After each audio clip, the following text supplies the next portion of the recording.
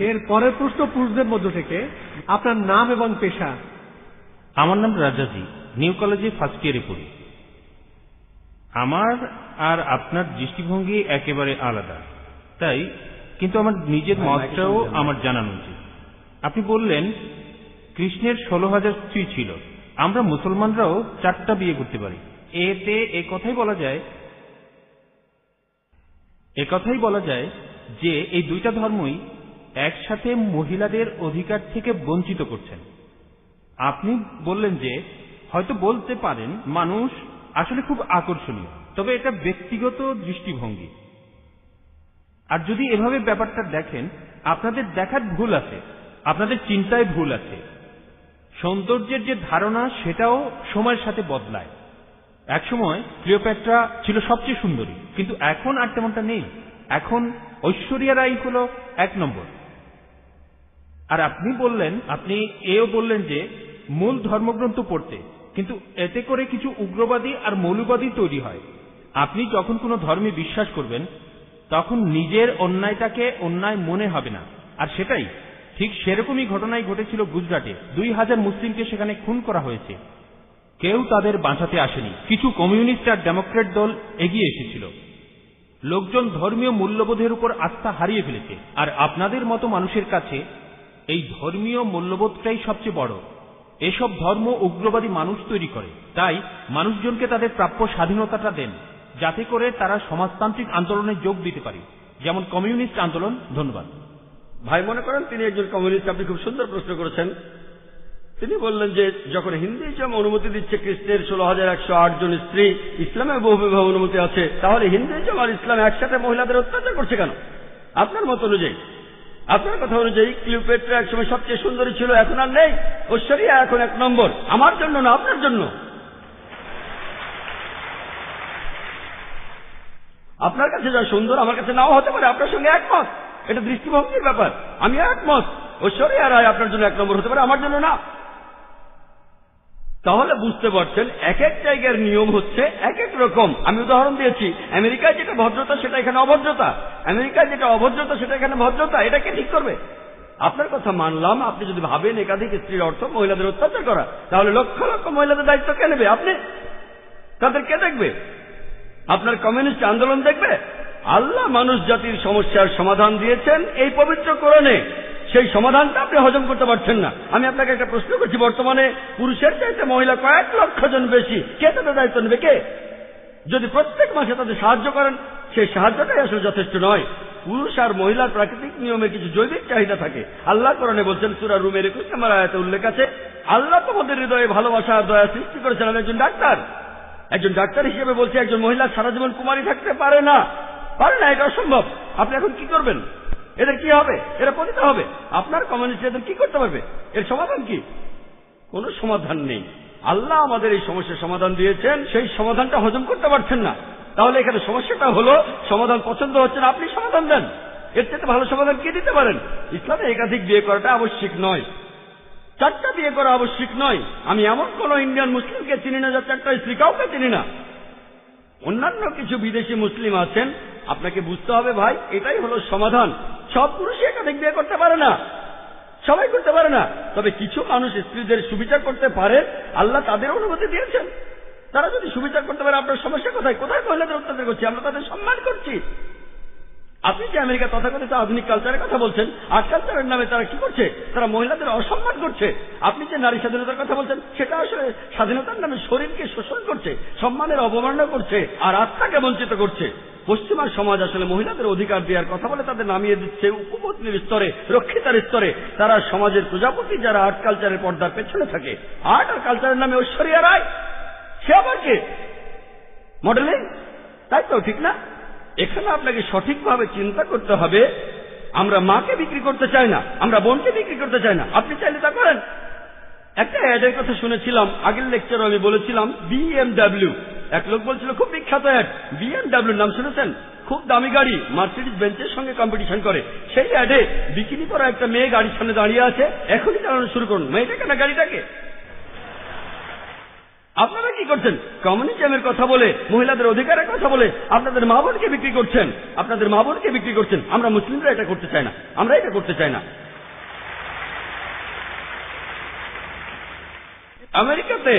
আমেরিকাতে আপনি রক্ষিত রাখতে পারেন 5, 10, 20, কেউ কিছু বলবে না। আর কমিউনিজমেও রক্ষিত রাখার নিয়ম আছে। একাধিক স্ত্রী থাকলে সমান অধিকার দিতে হবে, অবিচার করতে পারবেন না, সম্মান করতে হবে, সম্পদের ভাগ দিতে হবে। এটা আপনারা হজম করতে পারছেন না। কে মহিলাদের ছোট করছে? আমি না আপনি। আর আমেরিকাতে, পৃথিবীর সবচেয়ে উন্নত দেশে, আমেরিকানরাই বলে যে ইসলাম মহিলাদের ছোট করে দেখে। আপনি কি জানেন পৃথিবীতে যতগুলো প্রধান ধর্ম আছে, ইসলামের অনুসারী বাড়ছে সবচেয়ে বেশি হারে। যে লোকগুলো ইসলাম গ্রহণ করছে তাদের 3 ভাগে 2 ভাগই মহিলা। ইসলাম যদি মহিলাদের ছোট করে, তাহলে আমেরিকান মহিলারা ইসলাম গ্রহণ করছে কেন? আমেরিকান পুরুষরা কেন ইসলাম গ্রহণ করছে? কে ডক্টর আবু আমিনা বিলাল ফিলিপকে ইসলাম গ্রহণে বাধ্য করেছিল? ভাই আব্দুর রহিম গ্রিনকে কে জোর করেছিল? কে? যারা ইসলাম গ্রহণ করছে তাদের 3 ভাগের 2 ভাগই মহিলা, তারাও ইসলাম গ্রহণ করছে। কেন? ইসলাম যদি মহিলাদের ছোট করে, তাহলে কেন তারা মুসলমান হচ্ছে? কারণ তারা জানে ইসলাম মহিলাদের নিরাপত্তা দেয়, মহিলাদের সম্মান দেয়। এই নিরাপত্তাটা থাকলে আপনাদের উদ্দেশ্য সফল হবে না, এদের দিয়ে আপনারা টাকা কামাতে পারবেন না। পলিটিশিয়ানরা যেমন ডিভাইড অ্যান্ড রুলের নীতি মেনে চলে, আর্ট আর কালচারের লোকেরা তেমনি মহিলাদের অধিকারের কথা বলে। বিউটি কন্টেস্ট, কসমেটিক্স বিক্রি করা হচ্ছে, তারা এভাবে কোটি কোটি ডলার কামাচ্ছে। আপনি জানেন বিউটি কন্টেস্ট কি জন্য? এই বিউটি কন্টেস্টের নামে তারা কোটি কোটি ডলার কামাচ্ছে। আর এরা যেহেতু কোটি কোটি ডলার কামাচ্ছে, অন্যান্য সব লোকজনও সেটা দেখছে। তাহলে বুঝলেন ভাই, আমরা আমাদের মা বোনদের লোকজনের সামনে সাজিয়ে দেখাতে চাই না। তাদের সম্মান করি, তাদের ভালোবাসি, তাদের শ্রদ্ধা করি। আমরা মহিলাদের ছোট করি না।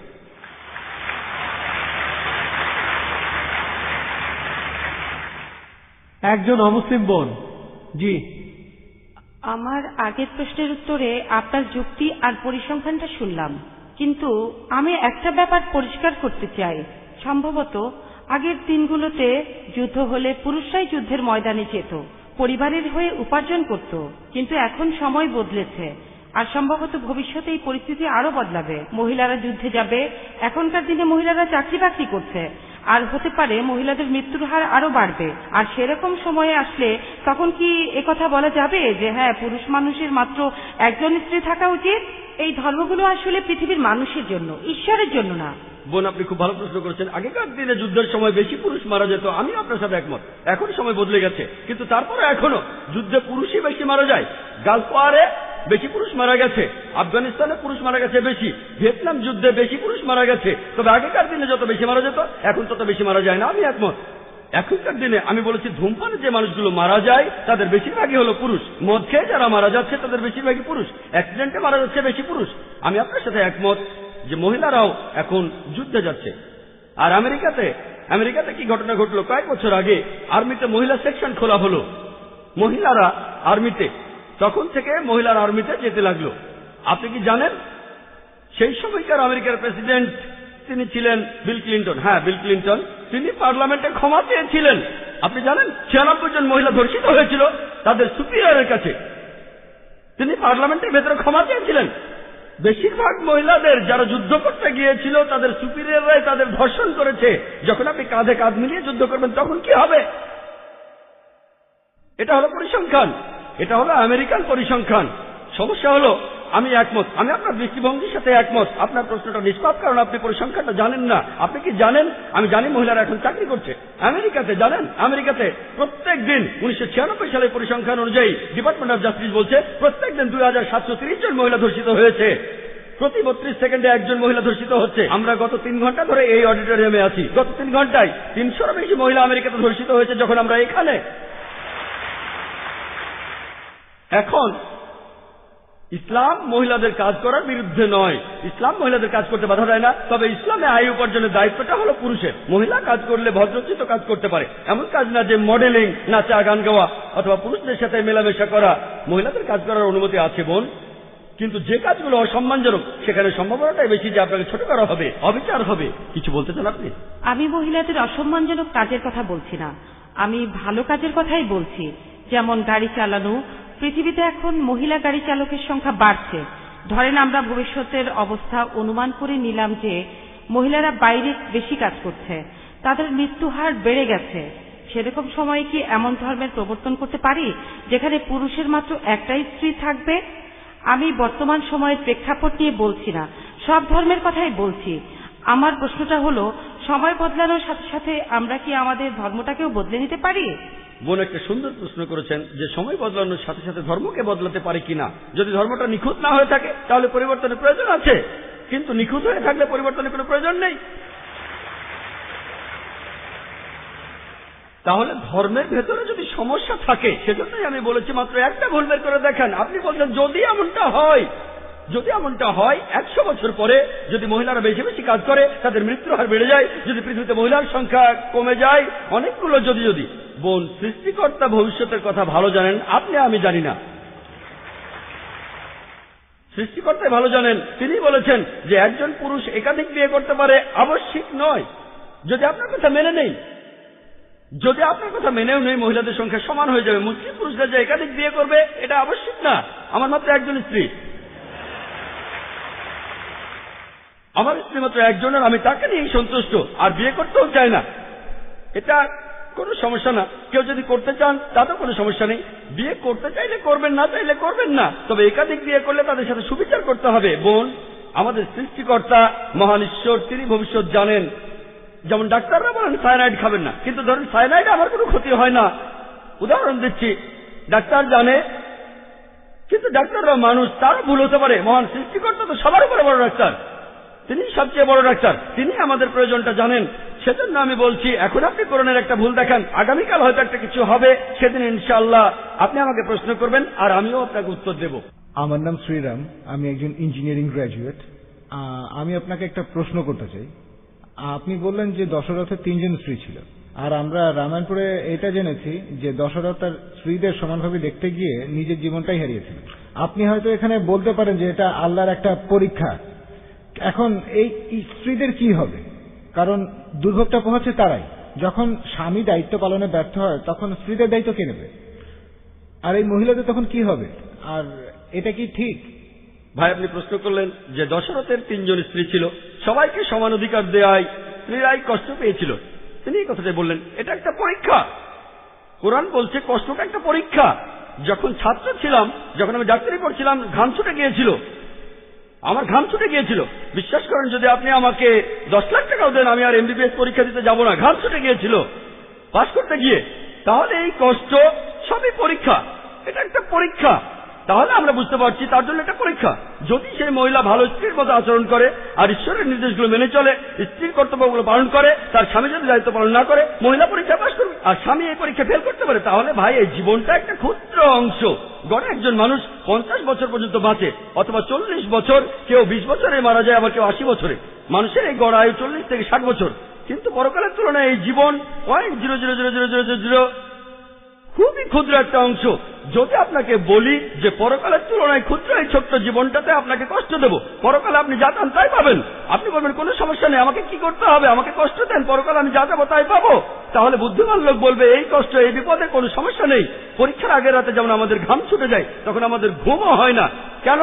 কারণ আমরা পরীক্ষায় পাশ করতে চাই। একইভাবে যদি কোনো স্ত্রী বিভিন্ন রকমের কষ্ট সহ্য করে, সেটা যাই হোক, সে যদি কোরআনে লেখা ঈশ্বরের নির্দেশ মানে, তাহলে সে বেহেশতে যাবে। যদি স্বামী কর্তব্য পালন না করে, সে বেহেশতে যাবে না। কর্তব্য করলে বেহেশতে যাবে। আশা করি উত্তরটা পেয়েছেন। এবারের প্রশ্ন ডান দিক থেকে। আমি আবারও প্রশ্ন করতে এসেছি। কিছু লোক, ধর্মীয় কিছু লোক ঈশ্বরকে একটা নাম দিয়ে ডাকে, কিছু লোক বলে অলৌকিক শক্তি, আর বৈজ্ঞানিকরা বলে কসমিক এনার্জি, আর প্যারাসাইকোলজিস্টরা বলে এটা একটা সুপার কনসেন্স। তাহলে এই প্যারাসাইকোলজি দিয়েই প্রমাণ করা যায় যে একজন ঈশ্বর আছেন। ভাই, আপনার প্রশ্নটা কি আবার বলবেন? হ্যাঁ, মানুষ ঈশ্বরকে ডাকে তার জ্ঞান আর বোধের স্তর থেকে। ঠিক, কেউ হয়তো বলে সুপার কনসেন্স, কেউ আবার বলে সুপার পাওয়ার, যিনি সবচেয়ে শক্তিশালী। আর বিজ্ঞানীরা এটাকে বলে কসমিক এনার্জি, যে এনার্জিটা সৃষ্টির আগে থেকেই ছিল, এটাই বিশ্ব ব্রহ্মাণ্ড তৈরি করে। এই কথাগুলো বিজ্ঞানীরাই বলেছেন। অবশ্য কিছু লোক বলে যে এটা পরে বানানো হয়েছে। এই ধর্মটা বানিয়েছিলেন রোমান সম্রাট কনস্ট্যান্টাইন। সেটা ছিল 325 সালে নাইসিয়া কনফারেন্সে, সেখানে এটা বানানো হয়েছিল। আর সেখানে বলা হয়েছিল ঈশ্বর সপ্তম দিন বিশ্রাম নিলেন। আমি সেই ধর্মের নামটা বলতে চাচ্ছি না। এখন সেই কসমিক এনার্জি যদি বিশ্রাম নেয় তাহলে অল্প সময়ের মধ্যেই বিশ্বজগৎ ধ্বংস হয়ে যাবে। আর আমার প্রশ্ন হলো, এই কসমিক এনার্জি সৃষ্টির আগে কি অবস্থায় ছিল, আর মানুষ জাতি ধ্বংস হয়ে গেলে তখন এই কসমিক এনার্জি কি করবে? ভাই, তখন এই পৃথিবীর কি অবস্থা হবে? ধন্যবাদ। ভাই, আপনি প্রশ্ন করলেন, কিছু লোক বলে সুপার কনসেন্স, কেউ বলে সুপার পাওয়ার, কিছু লোক বলে কসমিক এনার্জি। ভাই, আপনি যে নামে ডাকেন সঠিক নাম হতে হবে, ভুল নাম হলে আমরা এটা মানবো না। কিছু লোক সঠিক নামে ডাকে সুপার পাওয়ার, সমস্যা নেই, সুপার বিং, সমস্যা নেই। কিছু সঠিক নাম হতে পারে, কিছু ভুল নামও হতে পারে। একটা নাম আপনি বললেন যে বিজ্ঞানীরা বলেন কসমিক এনার্জি, আরেকটা ধর্ম বলে যে ঈশ্বর সপ্তম দিনে বিশ্রাম নিলেন। আপনি এখানে বাইবেলের কথা বলছেন, বুক অব জেনেসিস 2য় অধ্যায়ের 2য় অনুচ্ছেদ, সৃষ্টিকর্তা বিশ্রাম নিলেন সপ্তম দিনে। যদি কসমিক এনার্জি বিশ্রাম নেয় সব ধ্বংস হয়ে যাবে, আমি একমত। তাহলে এই ধর্মগ্রন্থ আমরা মানি না। আর ঈশ্বরকে কসমিক এনার্জি বলে ডাকাটাও আমরা মানি না। ঈশ্বর এই বিশ্বজগতের সব এনার্জির সৃষ্টিকর্তা, তিনি কসমিক এনার্জি নন, তার চেয়েও অনেক বড়। তিনি সবকিছু সৃষ্টি করেছেন আর সবকিছু তার উপর নির্ভরশীল। তাহলে যে ধর্মগ্রন্থে বলা হচ্ছে ঈশ্বর বিশ্রাম নিলেন, আমরা সেটা মানি না। ঈশ্বরের বিশ্রামের প্রয়োজন হয় না। আল্লাহ পবিত্র কোরআনে বলেছেন, সূরা বাকারার 255 নম্বর আয়াতে উল্লেখ আছে যে আল্লাহর নিদ্রার প্রয়োজন হয় না, তার বিশ্রাম নেওয়ার প্রয়োজন হয় না। তাহলে স্রষ্টার বিশ্রামের প্রয়োজন হয় না, সৃষ্টিকর্তার এই সংজ্ঞাটা আসলে ভুল। সঠিক সংজ্ঞাটা যদি আপনারা কোরআন পড়েন, আল্লাহর বিশ্রামের প্রয়োজন নেই। আর আপনি যে নামেই ডাকুন সেটা সঠিক নাম হলে কোনো আপত্তি নেই, যদি ভুল নামে ডাকেন তাহলে আপত্তি আছে। আজকে বিজ্ঞানীরা ঈশ্বরকে বাতিল করছেন না, ঈশ্বরের প্রচলিত ধারণাকে বাতিল করছেন। আশা করি উত্তরটা পেয়েছেন। অমুসলিম ভাই বোনদের অনুরোধ করছি মাইকের সামনে আসতে, যাতে আমরা আপনাদের দেখতে পারি আর প্রশ্ন করার সুযোগ দিতে পারি। আমার নাম কালিল সুলিভান। আর ডক্টর জাকির নায়েক বললেন যে শেষ নবী হলেন নবী মোহাম্মদ। আর আমার বন্ধুরা আমাকে বলেছে যে যীশু খ্রিস্ট আবার আসবেন। এই কথাটা কি সত্যি? ভাই, আপনি প্রশ্ন করলেন যে মোহাম্মদ সাল্লাল্লাহু আলাইহি সাল্লাম হলেন শেষ নবী, শেষ রাসূল, কিন্তু তার বন্ধু যীশু খ্রিস্ট আবার পৃথিবীতে আসবেন। এই কথাটা বাইবেলও বলা আছে, যীশু খ্রিস্ট আবার পৃথিবীতে আসবেন। কোরআনের বেশ কিছু আয়াতে এই কথা বলা হয়েছে, যেমন সূরা মাইদার 116 নম্বর আয়াতে বলা হয়েছে। আর সব মিলিয়ে 70টি সহিহ হাদিস আছে যেখানে বলা আছে যীশু খ্রিস্ট আবার ফিরে আসবেন। কিন্তু যে কারণে যীশু খ্রিস্ট আবার পৃথিবীতে আসবেন সেটা হলো খ্রিস্টান ধর্মের যীশু খ্রিস্ট তিনি ঈশ্বরের একমাত্র প্রেরিত দূত, যাকে তার অনুসারীরা ভুল করে ঈশ্বর বলে মানে। আর কোন নবী নেই যাকে তার অনুসারীরা ঈশ্বর বলে ভুল করেছে। কিন্তু খ্রিস্টানরা তাদের বেশিরভাগই তারা ভুল করে মনে করে যে যীশু খ্রিস্ট নিজেকে ঈশ্বর দাবি করেছেন, আর এই কারণে আল্লাহ সুবহানাহু ওয়া তাআলা তাকে আবার জীবিত করবেন। আর এ সম্পর্কে পবিত্র কোরআনে সূরা মাইদার 116 নম্বর আয়াতে উল্লেখ করা হয়েছে, সেই দিন আপনি সাক্ষী হবেন, হে আল্লাহ সুবহানাহু ওয়া তাআলা, আমি তাদের উপাসনা করতে বলিনি, আমি বলেছি আবুদুল্লাহ, আল্লাহকে মানো, রাব্বি ওয়া রাব্বুকুম, আমার প্রভু তোমাদের প্রভু। তাই দ্বিতীয়বার পৃথিবীতে এসে যীশু সাক্ষ্য দেবেন যে আমি আমাকে উপাসনা করতে বলিনি, আমি তোমাদের বলেছি এক ঈশ্বরের উপাসনা করতে। তাহলে দ্বিতীয়বার যীশু নতুন কোনো আইন আনবেন না, তিনি আসবেন হযরত মুহাম্মদ সাল্লাল্লাহু আলাইহি ওয়াসাল্লামের উম্মত হিসেবে। তিনিও এই আইন মেনে চলবেন, কোরআনের আইন আর সহিহ হাদিস। তিনি আমাদের নতুন কিছু শেখাবেন না। তিনি পৃথিবীতে এসে সাক্ষ্য দেবেন খ্রিস্টানদের সামনে, আমি নিজেকে ঈশ্বর দাবি করিনি, এখন তোমরা কোরআন আর সহিহ হাদিস মেনে চলবে।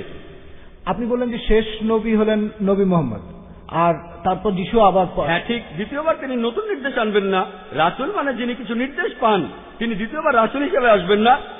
তিনি খ্রিস্টানদের সামনে সাক্ষ্য দিতে আসবেন, আমি নিজেকে ঈশ্বর দাবি করিনি। তিনি নতুন নির্দেশ পাবেন না। আগে তিনি নির্দেশ পেয়েছিলেন ইঞ্জিলে, সেটা 2000 বছর আগের কথা, যেটা বিকৃত হয়ে গেছে। তারপর মুহাম্মদ সাল্লাল্লাহু আলাইহি ওয়াসাল্লাম আসলেন। তাই যখন যীশু খ্রিস্ট এই পৃথিবীতে আবার ফিরে আসবেন, তিনি কোরআনের এই নির্দেশই মেনে চলবেন আর মুহাম্মদ সাল্লাল্লাহু আলাইহি ওয়াসাল্লামের উম্মত হবেন। তাহলে রাসূল হিসেবে, ঈশ্বরের দূত হিসেবে সর্বশেষ হলেন নবী মুহাম্মদ সাল্লাল্লাহু আলাইহি ওয়াসাল্লাম। আশা করি উত্তরটা পেয়েছেন। Thank you. এবারের প্রশ্ন মহিলাদের মধ্য থেকে। সালাম আলাইকুম, আমার নাম শাহিদা, একজন সফটওয়্যার ইঞ্জিনিয়ার।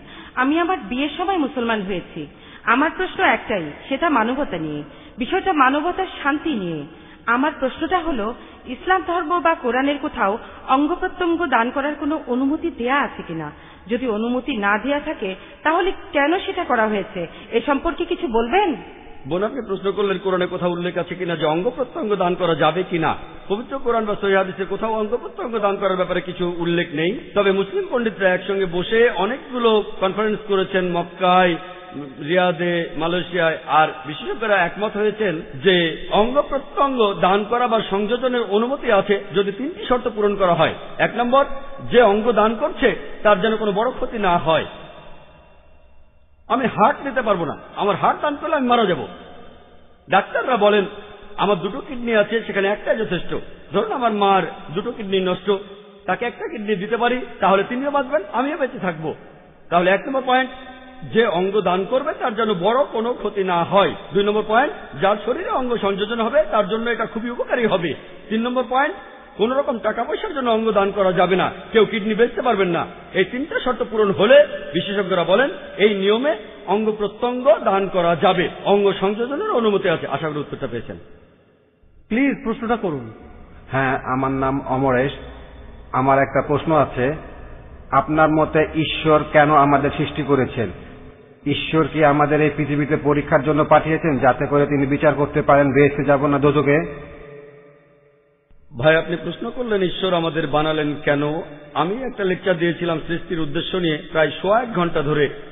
ঈশ্বর আমাদের তৈরি করেছেন, তার একটা কারণ হলো পরীক্ষা, পরকালের জন্য। পবিত্র কোরআনে সূরা মুলকে 2 নম্বর আয়াতে উল্লেখ করা আছে, আল্লাযী খালাকাল মাউতা ওয়াল হায়াতা, তিনি সৃষ্টি করেছেন মৃত্যু আর জীবন তোমাদের পরীক্ষার জন্য, তোমাদের মধ্যে কে উত্তম। আর এছাড়াও তার এই সৃষ্টির বিশেষত্ব হলো তিনি মানুষ তৈরি করেছেন যার নিজের ইচ্ছা আছে। আমরা মহান ঈশ্বরকে মানতে পারি অথবা অবাধ্যও হতে পারি, আমাদের নিজস্ব কিছু ইচ্ছা আছে। আর আমরা এই পৃথিবীতে আসার আগে সৃষ্টিকর্তা প্রশ্ন করেছিলেন তোমাদের মধ্যে কে মানুষ হয়ে জন্মাতে চাও, আর আমরা মানুষ হয়ে জন্মাতে চেয়েছিলাম।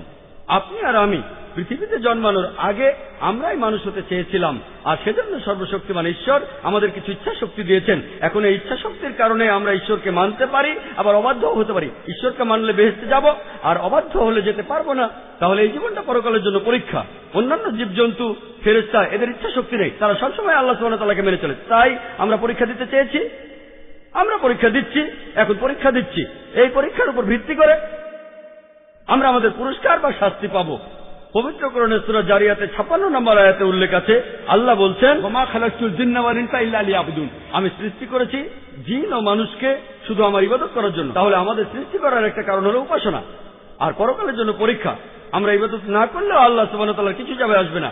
তার ইবাদত করেন বা না করেন, তারপরও তিনি মহান, এতে তার কোনো উপকার হবে না, কোনো ক্ষতিও হবে না। আমরা সবাই পরীক্ষা দিচ্ছি, আমাদের ভালোর জন্য চেয়েছিলাম। যেমন আমি মেডিকেল পরীক্ষায় পাশ করতে চেয়েছিলাম, আমি চেয়েছিলাম, তখন আমাদের টিচার আমাদের পরীক্ষা নিলেন, আমি সেই পরীক্ষায় পাশ করলাম। একইভাবে ভাই আমরাই চেয়েছিলাম, আমরা এখন পরীক্ষা দিচ্ছি। আর বিস্তারিত জানার জন্য আমার ভিডিও ক্যাসেট দেখুন, এই সৃষ্টির উদ্দেশ্য। হ্যাঁ ভাই, আপনার প্রশ্নটা করতে পারেন। রেসপেক্টেড স্যার, আমি 4টা প্রশ্ন করব। প্রথমটা হলো, এটা ভাই দয়া ধর্মগ্রন্থে, করে আপনার নামটা বলুন এবং একটা প্রশ্ন করুন। সিজিল, আমরা এটা দেখি যে সব ধর্মগ্রন্থেই কিছু না কিছু অবিশ্বাস্য গল্প থাকে।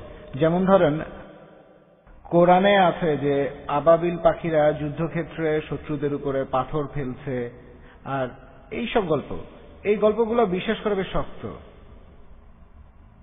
এটা আমার প্রথম প্রশ্ন। ভাই, আপনি প্রশ্ন করলেন কোরআনের কিছু কথা যেন পাখি উপর থেকে পাথর ফেলছে, সূরা ফিলের কথা, সূরা ফিলের 1 থেকে 5 নম্বর আয়াত। এরকম আরো অনেক আয়াত আছে। কোরআন বলছে শাক্কুল কামার, নবীজি মুহাম্মদ সাল্লাল্লাহু আলাইহি ওয়াসাল্লাম চাঁদকে 2 ভাগ করেছিলেন, মুসা আলাইহিস সালাম সাগরকে 2 ভাগ করেছিলেন। এগুলো কঠিন কাজ, হ্যাঁ, এগুলোকে বলে অলৌকিক। অলৌকিক কাজ হলো সেগুলো যেগুলোর কোনো ব্যাখ্যা মানুষ দিতে পারে না। মানুষের পক্ষে চাঁদকে 2 ভাগ করে ফেলা এটা অসম্ভব। আবার কোন মানুষ সাগরকে 2 ভাগ করে ফেলবে, তার মধ্যে রাস্তা থাকবে, এটাও অসম্ভব। তাহলে এগুলোকে বলা হয় অলৌকিক। শুধুমাত্র ঈশ্বরই এটা পারেন, আপনি আমি পারবো না।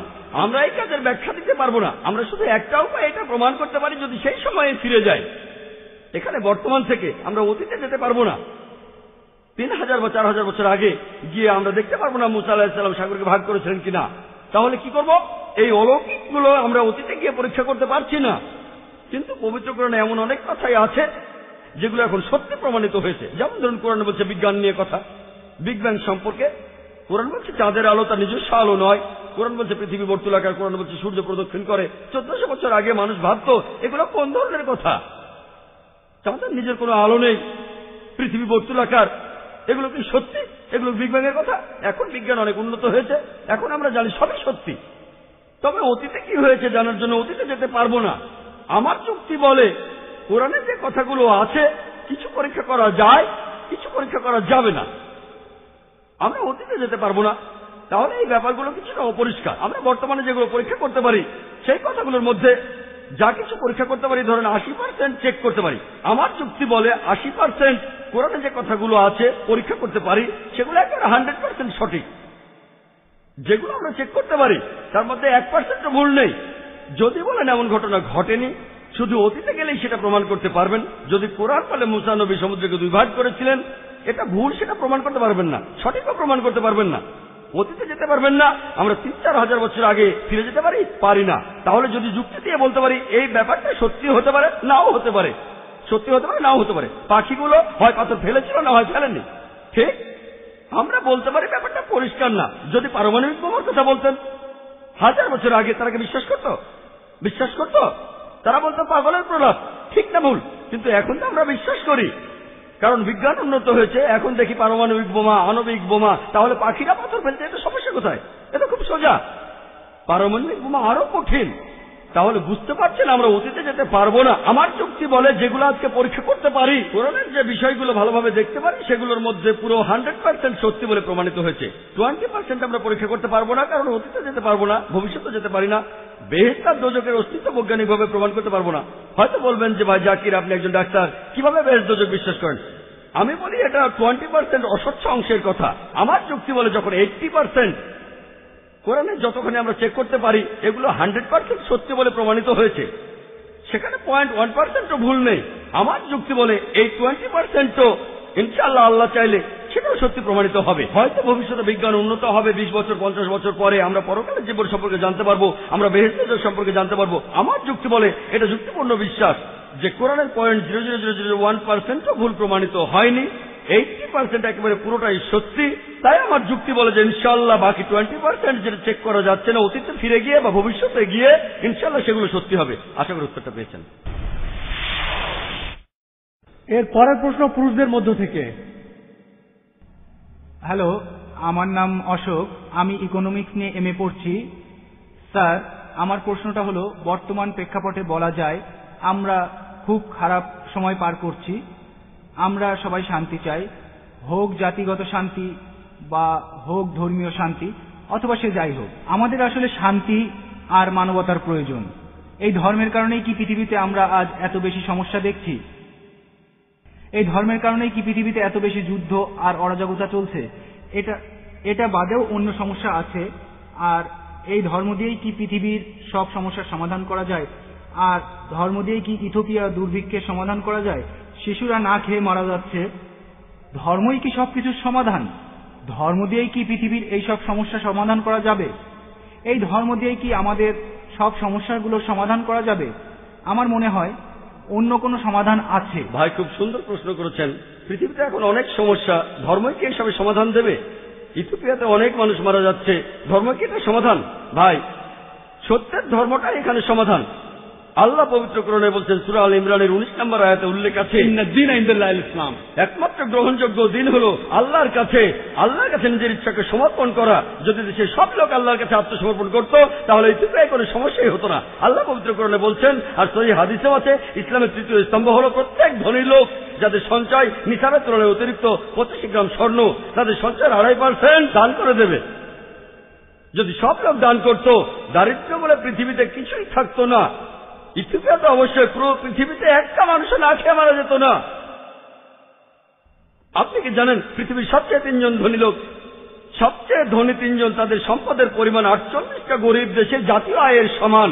সবচেয়ে ধনী 3 জন, যদি এই 3 জন যাকাত দেয় মানুষের অনেক সমস্যার সমাধান হয়ে যাবে। সমস্যা হচ্ছে প্রত্যেকটা মানুষ যদি ইসলাম ধর্ম পালন করত, আল্লাহর কাছে নিজের ইচ্ছাকে সমর্পণ করত। আপনি একটা সমস্যার কথা বললেন, যে সমস্যার কথাই বলেন না কেন, আলহামদুলিল্লাহ পবিত্র কোরআনে সেই সমস্যার সমাধান দেওয়া আছে। সত্যের ধর্ম পালন করুন, সত্যিকারের শান্তি পাবেন। এবারের প্রশ্ন মহিলাদের মধ্য থেকে, অমুসলিম বোন। আসসালামু আলাইকুম। যদি একজন মুসলমান কোনো অমুসলিমের বাসায় থাকে, সে যদি তখন নামাজ আদায় করতে চায়, সেই অমুসলিমের বাসায় কি নামাজ পড়া যাবে? সেখানে নামাজ পড়ার নিয়মটা কি? আর মুসলমানরা মন্দির থেকে প্রসাদ নিতে পারবে কিনা সেটা বলবেন কি? বোন, আপনি দুটো প্রশ্ন করেছেন। প্রথমটা হলো কোনো অমুসলিমের ঘরে একজন মুসলিম নামাজ পড়তে পারবে কিনা। যদি সেই ঘরে কোনো সমস্যা না থাকে, যদি আপনার সামনে কোনো মূর্তি না থাকে, যদি আপনার নামাজ পড়ার জায়গাটা পরিষ্কার থাকে, আপনি তাহলে নামাজ পড়তে পারেন। আমাদের প্রিয় নবী মুহাম্মদ সাল্লাল্লাহু আলাইহি ওয়াসাল্লাম বলেছেন, এটা আছে সহিহ বুখারীতে প্রথম খণ্ড বুক অফ সালাত, যে পুরো পৃথিবী একটা মসজিদ বিশ্বাসীদের জন্য। যদি জায়গাটা পরিষ্কার থাকে আর ইসলামের কোনো নিয়ম ভাঙা না হয়, আপনি নামাজ পড়তে পারেন। এবারে প্রসাদের ব্যাপারে বলি। প্রসাদ হলো খাবার যেটা পুজোর সময় হিন্দু ধর্মের লোকেরা উৎসর্গ করে তাদের দেবতাদের নামে। আল্লাহ পবিত্র কোরআনে সব মিলে 4টা আয়াতে বলেছেন। সূরা বাকারার 173 নম্বর আয়াতে আছে, সূরা মাইদার 3 নম্বর আয়াতে উল্লেখ আছে, সূরা আনামের 145 নম্বর আয়াতে আছে, আর সূরা নাহলের 115 নম্বর আয়াতে উল্লেখ আছে, হুরমাত আলাইকুমুল মাইতাতু ওয়াদ-দামু ওয়া লাহমুল খিনজির ওয়া মা উহিল্লা লিগাইরিল্লাহ বি। তোমাদের জন্য যে খাদ্যগুলো হারাম, মৃত জন্তু, রক্ত, শূকরের মাংস এবং যেটা জবাই করার সময় আল্লাহ ছাড়া অন্য কারো নাম নেওয়া হয়। তাহলে প্রসাদ খাওয়াটা হারাম। প্রসাদ খাওয়ার অনুমতি নেই ইসলামে।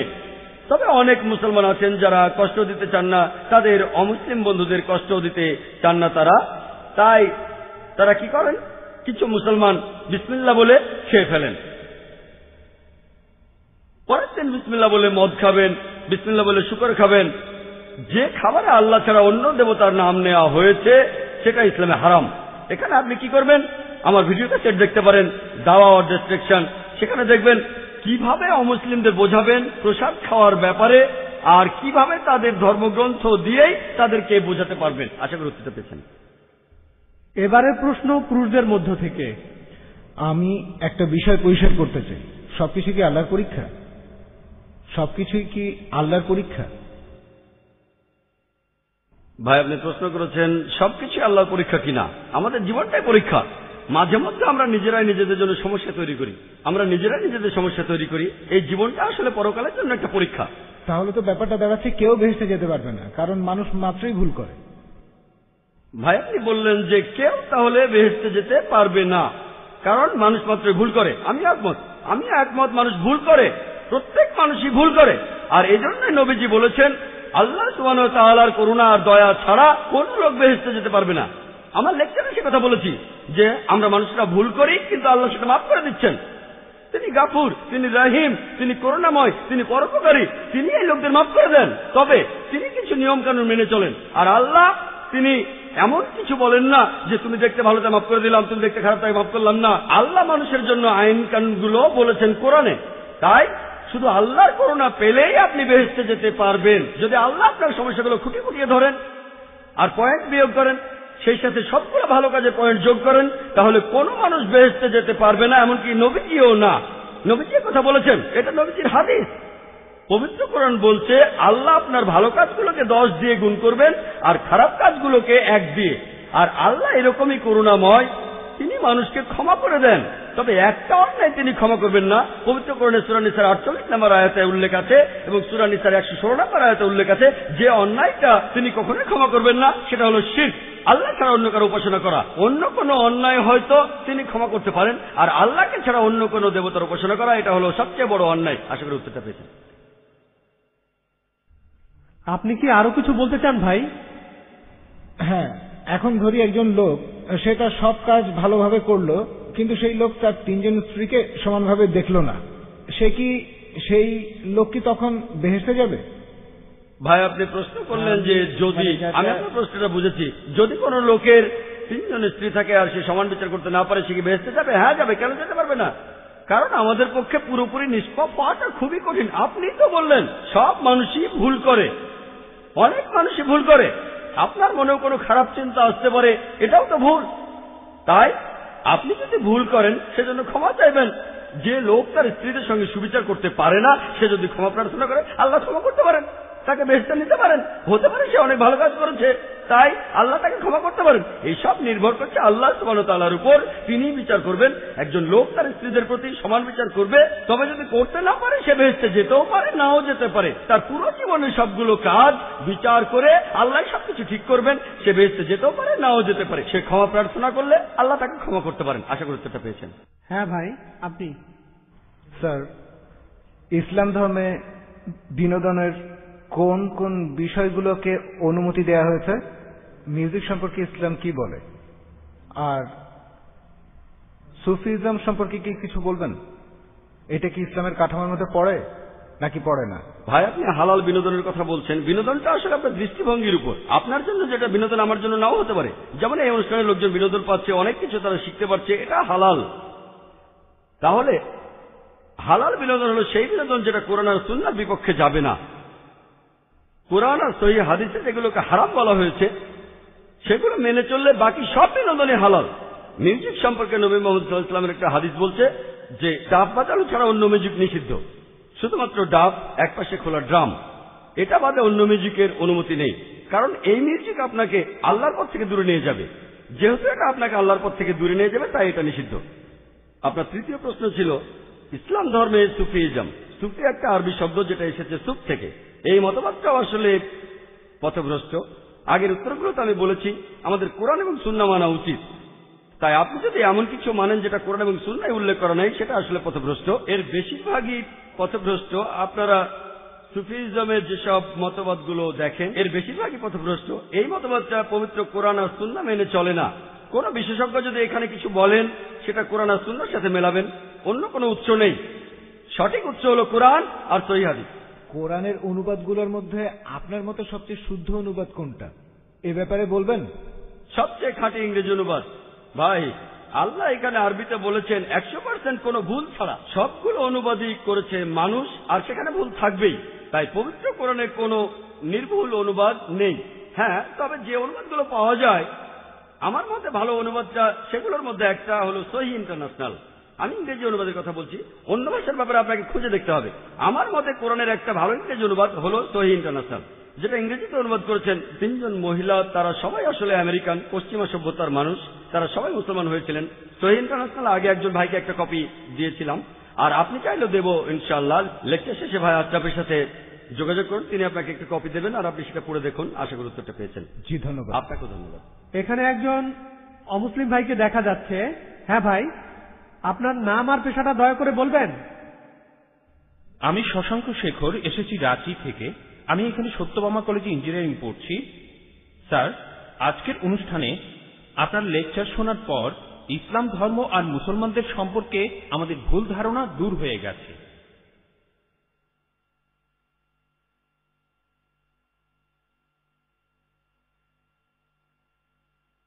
স্যার, আমি জম্মু আর কাশ্মীরে গিয়েছি, সেখানকার ভীতিকর অবস্থা দেখেছি। মানুষ সেখানে কষ্টে আছে মুসলমানদের সেই তথাকথিত জিহাদের কারণে। স্যার, আমার প্রশ্নটা হলো, ইসলাম কি এইসব কাজের অনুমতি দেয়? যদি না দেয় তাহলে এই জিহাদ শব্দটার অর্থ আসলে কি? কারণ পবিত্র কোরআনেই সূরা আরাফের 56 নম্বর আয়াতে বলা হয়েছে তোমরা বিপর্যয় ঘটিও না, অথবা সূরা শুরার 40 নম্বর আয়াতে বলা হয়েছে যে প্রতিশোধ নেয়ার চাইতে ক্ষমা করা উত্তম, অথবা সূরা মাইদার 32 নম্বর আয়াতে বলা হয়েছে যে যদি কেউ কাউকে হত্যা করে সে মানব জাতিকেই হত্যা করল। স্যার, একই বিষয় নিয়ে আমার আরো প্রশ্ন আছে। সেটা হলো, ইসলাম ধর্মে কোন জিনিসটাকে আমরা বেশি গুরুত্ব দেব, ধর্ম বা মাযহাব, নাকি আমাদের দেশ, মাদারল্যান্ড, মাতৃভূমি বা কওম? অনেক ধন্যবাদ। ভাই, আপনি খুব সুন্দর একটা প্রশ্ন করেছেন। প্রথম প্রশ্নটা হচ্ছে ইসলাম ধর্মে জিহাদ নিয়ে। প্রশ্ন করলেন যে কেন মানুষ যুদ্ধ করছে, কাশ্মীরে যা হচ্ছে জিহাদ, এটাকে ইসলাম কি অনুমতি দেয়? জিহাদ শব্দের অর্থ কি? এটা কি কোরআনে সূরা মাইদার 32 নম্বর আয়াতের বিরুদ্ধে যায় না? ভাই, এই জিহাদ সম্পর্কে বলি, এ ব্যাপারে ভুল ধারণা শুধু অমুসলিমদের মধ্যে নেই, মুসলমানদের মধ্যেও রয়েছে। বেশিরভাগ মানুষই এমনটা ভাবে যে কোনো মুসলিম যদি কোনো যুদ্ধ করে, যে কোনো যুদ্ধ হতে পারে নিজের সুবিধার জন্য, হতে পারে পলিটিক্সের জন্য, হোক সেটা ভাষার জন্য, হোক বর্ণের জন্য, সেটাই হলো জিহাদ। মুসলমানদের যুদ্ধ করাটাকে জিহাদ বলা হয় না। জিহাদ শব্দটা এসেছে আরবি শব্দ জাহাদা থেকে, তার মানে চেষ্টা করা, তার মানে পরিশ্রম করা। জিহাদ মানে সংগ্রাম, কোনো কিছুর জন্য চেষ্টা বা পরিশ্রম করা। ইসলামিক অভিধান অনুযায়ী জিহাদ অর্থ কারো অসৎ প্রবৃত্তির বিরুদ্ধে সর্বশক্তি দিয়ে লড়াই করা। এছাড়াও জিহাদ মানে সমাজের উন্নতির জন্য চেষ্টা করা। এছাড়াও জিহাদ শব্দটা যে যুদ্ধক্ষেত্রে আত্মরক্ষাকেও বোঝানো হয়ে থাকে। জিহাদের অর্থ অন্যায় অত্যাচারের বিরুদ্ধে লড়াই করা। জিহাদের মূল অর্থ চেষ্টা বা পরিশ্রম করা। অনেক মানুষের ভুল ধারণা আছে যে জিহাদ মানে পবিত্র যুদ্ধ। তারা জিহাদের অনুবাদ করে পবিত্র যুদ্ধ। পবিত্র যুদ্ধ বলে যে আরবি শব্দটা আছে সেটা হারবুম মুকাদ্দাসা। যদি আপনারা কোরআন পড়েন, কোরআনের কোথাও পাবেন না, একটা আয়াতও নেই, অথবা নবীজি সাল্লাল্লাহু আলাইহি সাল্লামের সহিহ হাদিসেও কোনো জায়গায় হারবুম মুকাদ্দাসার কথা বলা নেই। এই শব্দটা কোরআন বা হাদিসে নেই। জিহাদ শব্দটার অনুবাদ কোনোভাবেই পবিত্র যুদ্ধ নয়। ঐতিহাসিকরা এই পবিত্র যুদ্ধ শব্দটা প্রথম ব্যবহার করেছিল খ্রিস্টানদের ক্রুসেডকে বোঝানোর জন্য, যারা খ্রিস্টান ধর্ম প্রচার করেছে আর হাজার হাজার মানুষ হত্যা করেছে। দুর্ভাগ্যজনকভাবে বেশিরভাগ লোক, এমনকি তথাকথিত মুসলমান পণ্ডিতগণও জিহাদের অনুবাদ করে পবিত্র যুদ্ধ। এটা ভুল অনুবাদ। জিহাদ শব্দটার অর্থ চেষ্টা বা পরিশ্রম করা। অনেক সময় এই চেষ্টাটা যুদ্ধক্ষেত্রে হতে পারে, সেই যুদ্ধটাও হবে আল্লাহ সুবহানাহু ওয়া তাআলার পথে, সেটা কিতাল ফি সাবিলিল্লাহ। একটা প্রশ্ন করা হয়, ইসলামে কেন যুদ্ধ আর হত্যার অনুমতি দেওয়া হয়েছে? ইসলামের অনেক সমালোচক আছেন যারা বলেন ইসলাম খুব নিষ্ঠুর একটা ধর্ম। ইসলাম সবসময় বলে অমুসলিম কাউকে দেখলে তাকে মেরে ফেলো। অনেকেই বলেন, ইন্ডিয়াতে এরকম একজন আছেন অনুরসুরি, তিনি একটা বই লিখেছেন দ্য ওয়ার্ল্ড অফ ফতোয়া। তিনি সূরা তাওবার 5 নম্বর আয়াতের উদ্ধৃতি দিয়ে বলেছেন যে কোরআন বলছে কোন কাফিরদের যেখানেই পাবে, ব্র্যাকেটে হিন্দু, তাদেরকে হত্যা করবে। যদি আপনি পবিত্র কোরআনের সূরা তাওবার 5 নম্বর আয়াতটা দেখেন, সেখানে বলা হয়েছে কাফিরদের যেখানে পাবে হত্যা করবে। তবে এই উদ্ধৃতিটার প্রসঙ্গের কথা এখানে বলা নেই।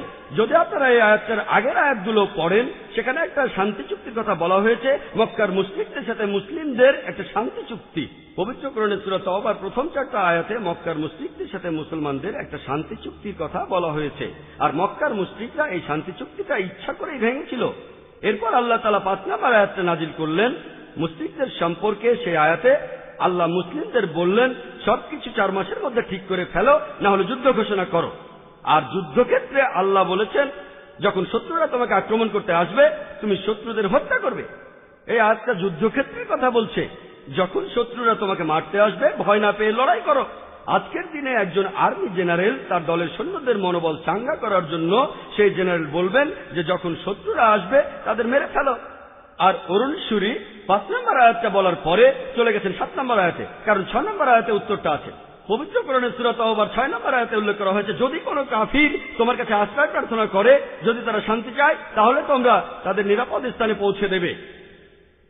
শত্রু যদি আশ্রয় প্রার্থনা করে, তাদের নিরাপদ স্থানে পৌঁছে দাও। আজকের দিনের সবচেয়ে ভালো আর্মি জেনারেল খুব বেশি হলে তার সৈন্যদের বলবেন যে শত্রুদের চলে যেতে দাও। এখানে আল্লাহ বলছেন তাদের শুধু ছেড়ে দিও না, তাদের কোনো নিরাপদ স্থানে পৌঁছে দাও। যখনই কোরআনে যুদ্ধের প্রসঙ্গে কথা থাকে, আরেকটা হলো সূরা আনফালের 60 নম্বর আয়াতে উল্লেখ আছে তোমাদের শক্তি ও অশ্ববাহিনী প্রস্তুত রাখো আর শত্রুদের আক্রমণ করো। পরের আয়াতে বলছে কিন্তু শত্রুরা যদি সন্ধি করতে চায়, তুমিও সন্ধি করো। তাহলে যে আয়াতগুলোতে যুদ্ধের কথা বলা হয়েছে তার পরের আয়াতে বলছে যদি তারা শান্তি চায়, শান্তিই ভালো। এখন আরেকটা প্রশ্ন, সূরা মাইদার 32 নম্বর আয়াতে কি বলছে, বা সূরা নিসার 40 নম্বর আয়াতে কি বলছে যে যদি কোনো মানুষকে হত্যা করা হয় তাহলে সে যেন পুরো মানুষ জাতিকে হত্যা করলো। এটাই হলো ইসলামের আসল কথা। যদি কেউ কোনো মানুষকে হত্যা করে, হোক সে মুসলিম বা অমুসলিম, যদি সেটা হত্যা বা ধ্বংসাত্মক কাজের অপরাধে না হয়, যদি দুর্নীতির অপরাধে না হয়, তাহলে সে যেন পুরো মানুষ জাতিকেই হত্যা করলো। আর কেউ যদি কোনো মানুষকে বাঁচায়, তাহলে সে যেন পুরো মানুষ জাতিকে বাঁচালো। এখন আপনারা যদি ভগবদ গীতা পড়েন, ভগবদ গীতার 2য় অধ্যায়ের 50 অনুচ্ছেদে আছে, বলা হয়েছে শ্রীকৃষ্ণ এখানে অর্জুনকে জিহাদ করতে বলেছেন, চেষ্টা। যদি আপনারা পড়েন মহাভারত, মহাভারতের হাজার হাজার অনুচ্ছেদে যুদ্ধের কথা রয়েছে, হাজার হাজার অনুচ্ছেদে। কোরআনে যত যুদ্ধের কথা আছে তার চেয়ে অনেক বেশি। মহাভারত একটা ধর্মগ্রন্থ, আপনারা হয়তো জানেন। এখানে রাজ্য নিয়ে একটা যুদ্ধের গল্প রয়েছে পাণ্ডব আর কৌরবদের মধ্যে। পাণ্ডবদের 5 ভাই আর কৌরবরা 100 ভাই, যুদ্ধ। আর ভগবদ গীতা হল মহাভারতের অংশ। 18টা অধ্যায় কৃষ্ণের কথা। প্রভু তিনি উপদেশ দিচ্ছেন অর্জুনকে। অর্জুন বলছে, এটা আছে ভগবদ গীতার 1 নম্বর অধ্যায় 42 থেকে 46 অনুচ্ছেদে, আমি আমার আত্মীয়দের সাথে যুদ্ধ না করে নিরস্ত্র অবস্থায় এই যুদ্ধক্ষেত্রে মরে যাব। কিভাবে জ্ঞাতি ভাইদের সাথে যুদ্ধ করব? কৌরবরা আমার জ্ঞাতি ভাই, যুদ্ধ না করে আমি বরং যুদ্ধক্ষেত্রে নিরস্ত্র অবস্থায় মরে যাব। ঠিক তখনই শ্রীকৃষ্ণ জানেন তিনি কি বলেছিলেন? 2য় অধ্যায় 2 আর 3 অনুচ্ছেদে আছে, তোমার মনে এমন অশুদ্ধ চিন্তা এলো কিভাবে? এটা একটা পাপ। তুমি এতটা দুর্বল হলে কিভাবে? তোমার হৃদয় দুর্বল হলো কিভাবে? শ্রীকৃষ্ণ নিজেই বলেছেন যে অর্জুনের চিন্তাটা ঠিক নয়, এটা অশুদ্ধ চিন্তা, এটা একটা পাপ। এটা করলে তুমি স্বর্গে যেতে পারবে না, তুমি বেহেশতে যেতে পারবে না। এরপরে ভগবদ গীতার 2য় অধ্যায়ের 31 থেকে 33 অনুচ্ছেদে আছে, শ্রীকৃষ্ণ তিনি অর্জুনকে বলেছেন যে ক্ষত্রিয়দের দায়িত্ব হলো যুদ্ধ করা, যদি যুদ্ধ না করো তাহলে স্বর্গে যেতে পারবে না, আর যুদ্ধ না করলে তুমি একটা পাপ করবে। যদি ভালো করে দেখেন ভগবদ গীতায় শ্রীকৃষ্ণ বলছেন যে তোমাকে যুদ্ধ করতে হবে। চিন্তা করেন, আমি যদি ভগবদ গীতার এই উদ্ধৃতি দিয়ে বলি যে শ্রীকৃষ্ণ বলছেন অর্জুনকে তোমার আত্মীয় স্বজনদের যুদ্ধ করে হত্যা করতে হবে, কোন প্রসঙ্গ ছাড়া উদ্ধৃতি দিলে সেটা হবে শয়তানি। আর প্রসঙ্গটা বললে শ্রীকৃষ্ণ অর্জুনকে বলছেন যদি তোমাকে লড়তে হয় মিথ্যার বিরুদ্ধে, সত্যের জন্য, তুমি যে কারো বিরুদ্ধে যুদ্ধ করো, এমনকি সে যদি আত্মীয় হয়। প্রসঙ্গটা বললে অনুচ্ছেদটা যুক্তি আছে। যখন ন্যায় বিচারের জন্য যুদ্ধ করছেন, যদি সেটা আত্মীয় স্বজনের বিরুদ্ধে যায় তাতে কোনো সমস্যা নেই। ভগবদ গীতা আর মহাভারতে এই কথাটাই বলা হয়েছে, সত্যের পক্ষে আর মিথ্যার বিরুদ্ধে যুদ্ধ। যখনই আমি কোনো হিন্দুকে মহাভারত আর গীতার কথা বলবো, সে তো এটা জানে, সে বলবে না মহাভারত আর গীতায় সত্যের সাথে মিথ্যার যুদ্ধের কথা বলা হয়েছে, আর ঠিক এরকম কথাই আছে পবিত্র কোরআনে। তাহলে মহাভারত আর গীতার উদ্ধৃতিগুলো শুনলে আপনি কোরআনকেও বুঝতে পারবেন। এছাড়াও অনেক লোক বলে ও কোরআনে জিহাদের কথা বলছে, আপনি জিহাদ করতে গিয়ে মারা গেলে বেহেশতে যাবেন। অনেকে আছেন, তাদের একজন অরুণ সুরি বলছেন, তিনি সহিহ বুখারী থেকে হাদিসের উদ্ধৃতিও দিয়েছেন। 4 নম্বর খণ্ড বুক অব জিহাদ 2 নম্বর অধ্যায়ের 46 নম্বর হাদিস বলা হয়েছে, একজন মুজাহিদ হলো সেই লোক যে আল্লাহ সুবহানাহু ওয়া তাআলার পথে চেষ্টা করে, আর আল্লাহ নিজেই জানেন কে চেষ্টা করছে। এরপরে নবীজি বলেছেন যদি কোনো মুজাহিদ যুদ্ধক্ষেত্রে মারা যায় সে জান্নাতে যাবে, সে পরকালে বেহেশতে যাবে, কিন্তু যদি সে ফিরে আসে, মারা না যায়, সে ফিরে আসবে গনিমতের মাল নিয়ে। এই হাদিসটা আর কোরআনের বিভিন্ন আয়াতের কথা বলছেন ইসলামের সমালোচকরা। আমি ভাবি হিন্দু সমালোচকরা এই উদ্ধৃতিটা দেয় কিভাবে? তারা কি ভগবদ গীতা পড়েনি? তারা কি মহাভারত পড়েনি? এমনকি শ্রীকৃষ্ণ তিনি ভগবদ গীতায় বলেছেন 2য় অধ্যায়ের 37 অনুচ্ছেদে আছে, হে অর্জুন, হে কুন্তির পুত্র, যুদ্ধের প্রস্তুতি নাও, যদি যুদ্ধে মারাও যাও কোনো সমস্যা নেই, তুমি স্বর্গে চলে যাবে, আর যদি তুমি জয়লাভ করে ফিরে আসো তাহলে তুমি এই পৃথিবীর ধন সম্পদগুলো পাবে। হাদিসে একই কথা আছে। তাহলে কৃষ্ণ যখন অর্জুনকে বলছে যুদ্ধ করো সমস্যা নেই, যদি মারা যাও স্বর্গে চলে যাবে, যদি যুদ্ধে জিতে ফিরে আসো তুমি অনেক ধন সম্পদ পাবে, সহিহ বুখারীও একই কথা বলছে, কোরআনেও একই কথা আছে। তাহলে ধর্মগ্রন্থগুলো পড়লে আমরা একে অন্যকে ভালোভাবে বুঝতে পারবো। তাহলে ইসলামে যুদ্ধের অনুমতি আছে শেষ উপায় হিসেবে, আত্মরক্ষার জন্য আর অত্যাচারের বিরুদ্ধে, না হলে নয়। আর জিহাদ অর্থ চেষ্টা বা পরিশ্রম করা। এবার আমরা দ্বিতীয় প্রশ্নে আসি, কোনটা বেশি ইম্পর্টেন্ট? এখানে বেশি ইম্পর্টেন্ট কি দেশের আইন কানুন মেনে চলা, নাকি মাযহাব বা দ্বীনকে মানা? যেন আমাকে প্রশ্ন করছেন আমার উপর কার দাবি আগে, আমার বাবার দাবি আগে না মায়ের দাবি আগে? ভাই, দেশের আইন আর ধর্মের আইন মানার ব্যাপারে একটা কথা বলি, আল্লাহকে মানার ব্যাপারে বলি। মহান ঈশ্বর আমাদের সৃষ্টিকর্তা, তিনি আমাদের চাইতে অনেক উপরে। ঈশ্বরের আইন মেনে চলাটা আমাদের কাছে সবচেয়ে ইম্পর্টেন্ট, অন্য যে কোনো আইনের চাইতে। সে আইনকে যেই লিখুক না কেন, তবে আমি একজন ইন্ডিয়ান, আমি জানি যে ইন্ডিয়ার সংবিধানে এমন কোন আইন নেই যেটা ইন্ডিয়ার কোন মুসলমানকে তার ধর্ম পালন করতে বাধা দেয়, কোনো বাধা নেই। সত্যি বলতে ইন্ডিয়া এমন একটি দেশ যার সংবিধানে লেখা আছে যে ইন্ডিয়ার নাগরিক, তাদের জন্য এটা জন্মগত অধিকার যে তারা তাদের ধর্ম পালন করতে পারবে। আমিও সে কাজই করছি। ইন্ডিয়ায় এমন একটা আইনও নেই যেটা আমাকে আমার ফরজ পালনে বাধা দেয় আর আমাকে দিয়ে হারাম কাজ করাতে বাধ্য করে, এমন কোনো আইন নেই। আমি 5 ওয়াক্ত নামাজ পড়তে চাইলে পড়বো, না পড়তে চাইলে পড়বো না। ইন্ডিয়ার সংবিধানে এমন একটা আইনও নেই যেটা আমাকে ভালো মুসলিম হতে বাধা দেয়। আমি এখানে আমার কথা বলতে পারি, আমি একজন ভালো মুসলিম আলহামদুলিল্লাহ, আর একজন ভালো ইন্ডিয়ানও। আর সংজ্ঞা অনুযায়ী, ভৌগোলিক সংজ্ঞা অনুযায়ী একজন ইন্ডিয়ানকে ভৌগোলিকভাবে বলা হয় হিন্দু। হিন্দু যদি হয় ভৌগোলিক সংজ্ঞা, আমি ইন্ডিয়ার একজন হিন্দু এবং ইসলাম ধর্ম পালন করি।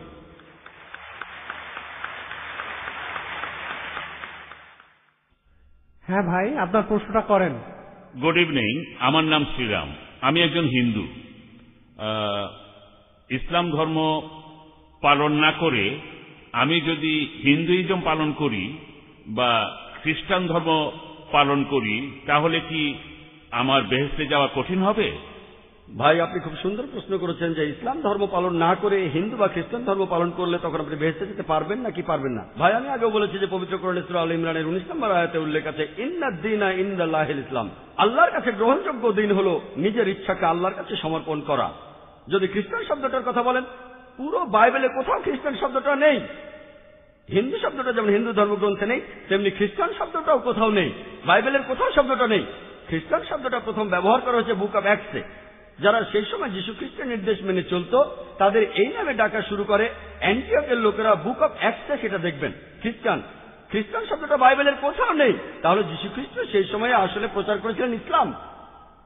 এই জন্য তিনি পৃথিবীতে আরেকবার এসে সাক্ষ্য দেবেন খ্রিস্টান ধর্ম বলে কিছু নেই। ইব্রাহিম আলাইহিস সালাম পবিত্র কোরআনে সূরা আল ইমরানের 67 নম্বর আয়াতে উল্লেখ আছে তিনি ইহুদি বা খ্রিস্টান ছিলেন না, তিনি ছিলেন মুসলমান। ইব্রাহিম আলাইহিস সালাম, মুসা আলাইহিস সালাম ইসলাম প্রচার করেছেন। আর ইসলাম মানে এই নয় যে আমার মুসলমান নাম থাকতে হবে, আমাকে সৌদি আরবে থাকতে হবে, আমার নাম থাকতে হবে জাকির বা আব্দুল। ইসলাম মানে আল্লাহর কাছে নিজেকে সমর্পণ করা, আল্লাহর কাছে নিজের ইচ্ছাকে সমর্পণ করা, আপনি মুসলমান। যীশু খ্রিস্ট নিজের মুখেই বলেছেন, এটা আছে গসপেল অফ জনে 5 নম্বর অধ্যায় 30 অনুচ্ছেদে, আমি নিজের থেকে কিছুই করতে পারি না, আমি এখানে শুধু বিচার করি, আমার বিচার ঠিক, কারণ আমি নিজের ইচ্ছাকে দেখি না, ঈশ্বরের ইচ্ছাকে দেখি। যে লোক বলে আমি নিজের ইচ্ছাকে না দেখি ঈশ্বরের ইচ্ছাকে দেখি, সে তো আসলে মুসলমান। তাহলে যীশু খ্রিস্ট ছিলেন মুসলমান, তিনি ইসলাম প্রচার করেছেন। আমি ইসলাম আর খ্রিস্টান ধর্মের সাদৃশ্য নিয়েও লেকচার দিয়েছি।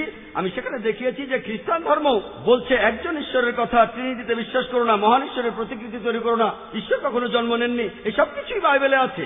বাইবেল থেকেই আমি দেখিয়েছি নামাজ পড়ার নিয়ম, বাইবেল থেকেই দেখিয়েছি জাকাতের কথা, হজের কথা, মদ খেতে নিষেধ করা, ভদ্রতা দেখানো, বাইবেলে আছে। তাহলে যীশু বা ঈসা আলাইহিস সালাম তিনি খ্রিস্টান ধর্মের প্রচার করতে আসেননি, তিনি ইসলাম প্রচার করতে এখানে এসেছিলেন। আর পুরো পৃথিবীর মানুষের জন্য সৃষ্টিকর্তা একজনই, তিনি আমাদের একটাই ধর্ম দিয়েছেন, অন্য ধর্ম দেননি। অন্যান্য সব ধর্মগ্রন্থকে আসলে মানুষ বিকৃত করে ফেলেছে। যেমন এই ভাই বললেন সুফিজম, এমনকি এটাও ইসলামের একটা পথভ্রষ্ট রূপ। ইসলাম ধর্ম পালনের জন্য কি মানতে হবে? পবিত্র কুরআন আর সহিহ হাদিস। আর প্রত্যেক নবী রাসূল প্রচার করেছেন শুধু ইসলাম। যদি ধর্মগ্রন্থগুলোর কথা দিয়ে যিশুকে অনুসরণ করেন, যিশু কখনোই বলেননি আমার উপাসনা করো, নিজেকে কখনো ঈশ্বর বলেননি। সত্যি বলতে গোটা বাইবেলে পরিষ্কারভাবে এমন কোনো কথা নেই যেখানে যীশু খ্রিস্ট নিজেকে ঈশ্বর বলে দাবি করেছেন অথবা উপাসনা করতে বলেছেন। কিন্তু খ্রিস্টানরা বলে বেহেশতে যেতে পারবেন না যদি বিশ্বাস না করেন যিশু আমাদের পাপের জন্য মারা গিয়েছেন, তিনি ছিলেন ঈশ্বর। গোটা বাইবেলে একেবারে পরিষ্কারভাবে একটা কথাও নেই যেখানে যীশু খ্রিস্ট নিজেকে ঈশ্বর বলে দাবি করেছেন অথবা উপাসনা করতে বলেছেন। যদি কোনো খ্রিস্টান বাইবেলে এমন একটা কথা দেখাতে পারেন যে যীশু খ্রিস্ট নিজের মুখে বলেছেন যে আমি ঈশ্বর, আমার উপাসনা করো, আমি আজকেই খ্রিস্টান ধর্ম গ্রহণ করব। আর যীশু খ্রিস্ট বাইবেলে বলেছেন, এটা আছে গসপেল অফ জনে 14 অধ্যায়ের 28 অনুচ্ছেদে যে আমার পিতা আমার চেয়ে বড়। গসপেল অফ জন 10 অধ্যায়ের 29 অনুচ্ছেদে আমার পিতা সবার চেয়ে বড়।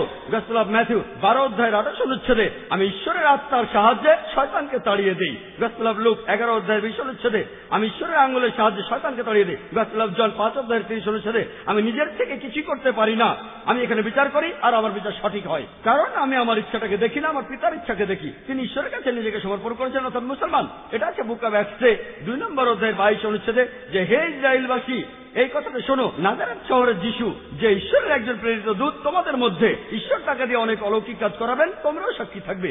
যে ঈশ্বরের একজন প্রেরিত দূত, তোমাদের মধ্যে ঈশ্বর তাকে দিয়ে অনেক অলৌকিক কাজ করাবেন, তোমরাও সাক্ষী থাকবে। আপনারা যদি বলেন খ্রিস্টান মানে যারা যীশু খ্রিস্টের নির্দেশগুলি পালন করে চলে, তাহলে আমি বলবো মুসলমানরা খ্রিস্টানদের চেয়ে অনেক বেশি খ্রিস্টান। বাইবেল বলছে শুকর মাংস খাবে না, বাইবেল বলছে মহিলারা তাদের মাথা ঢেকে রাখবে। এটা আছে 1 করিন্থিয়ান্সে 11 অধ্যায়ের 5 থেকে 7 অনুচ্ছেদে যে মহিলা মাথা ঢেকে রাখবে না তার মাথা কামিয়ে ফেলা হবে। তাহলে ভাই, আল্লাহর সকল নবী রাসূলগণ শুধু ইসলামকে প্রচার করেছেন। ইসলাম মানে আল্লাহর কাছে নিজের ইচ্ছাকে সমর্পণ করা। যদি আল্লাহর কাছে নিজের ইচ্ছাকে সমর্পণ করতে পারেন বেহেশতে যাবেন, যদি না করতে পারেন যেতে পারবেন না। আশা করি উত্তরটা পেয়েছেন। এটাই আমাদের শেষ প্রশ্ন। কোনো অমুসলিম ভাই কি আছেন? হ্যাঁ, প্রশ্নটা করেন। রেসপেক্টেড স্যার, আমার প্রশ্নটা হলো, দয়া করে আপনি কি একটু মাইকের কাছে আসবেন যাতে আপনার প্রশ্নটা শুনতে পারি? আমি আপনার কাছে জানতে চাচ্ছি যে কোরআনে বেহেশত সম্পর্কে কি বলা আছে। ভাই, আপনি কোরআনে বেহেশতের বর্ণনাটা জানতে চাচ্ছেন, আমি এখানে সংক্ষেপে বলছি। এটা একটা জায়গা যার নাম জান্নাহ। এই জান্নাহ শব্দটা আরবি থেকে বাংলায় অনুবাদ করলে হয় বাগান। জায়গাটা চিরস্থায়ী সুখের। এখানে বলা হয়েছে আপনার পায়ের নিচে নদী বয়ে যাবে, মধুর নদী থাকবে, দুধের নদী থাকবে, ফলমূলের কথা আছে, ডালিম, পেয়ারা ইত্যাদি। এই জায়গাটা আসলে পরকালের জন্য একটা পুরস্কার। হ্যাঁ স্যার, একটা কথা স্যার। হ্যাঁ, আপনি বেহেশতের বর্ণনা শুনতে চাইলেন? হ্যাঁ স্যার, আমরা সেখানে কোন অবস্থায় থাকবো? সাধারণ মানুষের মতো নাকি অন্য কোনো অবস্থা? হ্যাঁ, আপনি জানতে চাইলেন যে আরেকটা কথা স্যার, এখানে যদি বেহেশত খুঁজে না পান তাহলে অন্য কোথাও বেহেশত খুঁজে পাবেন না। আপনি বললেন সেখানে আপনি কেমন থাকবেন? কিভাবে থাকবেন? আগের মতোই? ভাই, এখানে আমাদের অনেক কিছু প্রয়োজন, সেখানে সব আলাদা। আমরা এই অবস্থায় থাকবো না, সেখানে আমরা অন্য অবস্থায় থাকবো। তবে কিভাবে থাকবো আল্লাহ জানেন, তবে আলাদা। মাথায় শয়তানি চিন্তা আসবে না যদি আপনি বেহেশতে যান। না, আমি আমাদের শরীরের কথা বলছি না, আমি জানতে চাচ্ছি আমাদের আত্মার কথা। আমাদের আত্মার তখন কি হবে, সেটা কেমন থাকবে? আপনি বেহেশতে গেলে দেখতে পাবেন ইনশাআল্লাহ।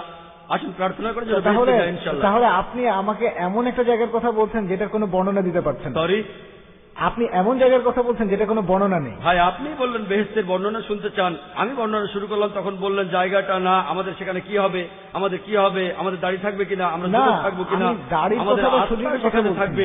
আমি বলছি আত্মার কথা, মনের কথা। আত্মা কিভাবে থাকবে? আল্লাহ পবিত্র কোরআনে বলছেন সূরা আল ইমরানের 185 নম্বর আয়াতে উল্লেখ আছে, কুল্লু নাফসিন যায়কাতুল মাউত, প্রত্যেক আত্মায় মৃত্যুবরণ করবে, প্রত্যেক আত্মায় সেখানে থাকবে, তবে শরীরটা সেখানে থাকবে না।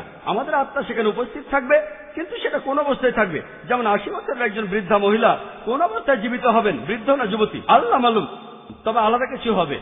আমি আমাদের শরীরের কথা বলছি না, আমি বলছি আত্মার কথা। আত্মা থাকবে। আত্মাই যদি সবকিছুর জন্য দায়ী হয়, তাহলে আমাদের কাজকর্মের জন্য আত্মাই। ঠিক কথা, ঠিক বলেছেন ভাই। তাহলে আমি যদি বেহেশতে যাই, তাহলে ভাববো যে আল্লাহ আমাকে 70টা হুর করিয়ে দেবেন, তখন আমার মনে হতে পারে যে বেহেশতে চেয়েও ভালো জায়গায় আছে। মানে বেহেশতে যাওয়ার পর সবকিছু কিভাবে শেষ হবে? মানুষের তো আসলে চাওয়া পাওয়ার শেষ নেই। মানে সেখানে আমাদের আত্মাটা কি অবস্থায় থাকবে? আমার আত্মা তখন কি একই অবস্থায় থাকবে? এই কথাটাই বলছিলাম ভাই, যে কিভাবে নিশ্চিত হবেন। আমি আপনাদের বলেছি যে এই বই যদি বইটা পরীক্ষা করি, যদি আমরা পরীক্ষা করে দেখি, এই বইয়ের 80% একেবারে প্রমাণিত, আর 20% হচ্ছে সাধারণ মানুষের জানার বাইরে। তাই একজন যুক্তিবাদী মানুষ হিসেবে আর ডাক্তার হিসেবে বলি, আমার যুক্তি বলে যার 80% একেবারে প্রমাণিত আর 20% সাধারণ মানুষের কাছে অস্পষ্ট। আসলে সত্যি বলতে কি, যে কোনো ধর্মগ্রন্থকেই অযৌক্তিক বলাটা খুব কঠিন, কারণ আপনি নিজেই দেখবেন। ভাইয়া, আপনি বলছেন এটা খুব কঠিন। আপনি আমার ভিডিও ক্যাসেট দেখতে পারেন, আমার ক্যাসেটটা শুনতে পারেন। আমি শিকাগোতে ডক্টর উইলিয়াম ক্যাম্বেলের সাথে একটা বিতর্ক অনুষ্ঠান করেছিলাম, যার বিষয় ছিল Quran and Bible in the light of science. দেখবেন, আমি চাইলে অনেক ধর্মগ্রন্থে বাতিল করতে পারি। আজকে আমার কাজ বাতিল করা নয়, আমাদের সাদৃশ্যগুলো দেখা। আমি চাইলে হিন্দুইজমের সাথে ইসলামের পার্থক্য নিয়ে কথা বলতে পারি, আমি হিন্দুইজমের বৈজ্ঞানিক ভুল নিয়ে কথা বলতে পারি, বাইবেলকেও। সেটা আমার কাজ না। আমি এখানে যা করলাম, ইসলাম আর হিন্দুইজমের সাদৃশ্য নিয়ে কথা বললাম। আমি যে কথাগুলো বলেছি সেগুলো আসলে বেদের বিভিন্ন প্রমাণিত সত্য, আমি এখানে সেগুলো উদ্ধৃতি দিয়েছি। আপনার পছন্দ হলে মেনে চলুন, পছন্দ না হলে সেটা আপনার ব্যাপার। তাহলে বেদও বলছে স্বর্গের কথা, নরকের কথা, মানে বেহেশত আর দোজখ। যদি পছন্দ হয় মেনে চলুন, পছন্দ না হলে সেটা দরকার নেই। আমরা কিয়ামতের দিন দেখবো কে ঠিক। আপনাদের সবাইকে অনেক ধন্যবাদ, জাযাকাল্লাহ খায়ের। আমি এখন অনুরোধ করব ভাই আব্দুর রহিম গ্রিনকে কিছু বলার জন্য। ভাই গ্রিন। আজকে ডক্টর জাকির নায়েকের এই বক্তৃতা শুনতে আসার জন্য আমি চেন্নাইয়ের লোকজনকে অসংখ্য ধন্যবাদ জানাচ্ছি। আমরা অনেক কিছুই শিখলাম, আলহামদুলিল্লাহ। আশা করি আমরা আজ যা শিখলাম সেগুলো কাজেও করে দেখাবো, আর ইনশাআল্লাহ মানুষ ইসলাম সম্পর্কে আরও জানতে পারবে। আজকের এই অনুষ্ঠানের সাথে জড়িত সবাইকে আমার আন্তরিক অভিনন্দন জানাচ্ছি। আলহামদুলিল্লাহি রাব্বিল আলামিন। اللهم صل على محمد وعلى آله وأصحابه أجمعين. ومن آياته الليل والنهار والشمس والقمر لا تسجدوا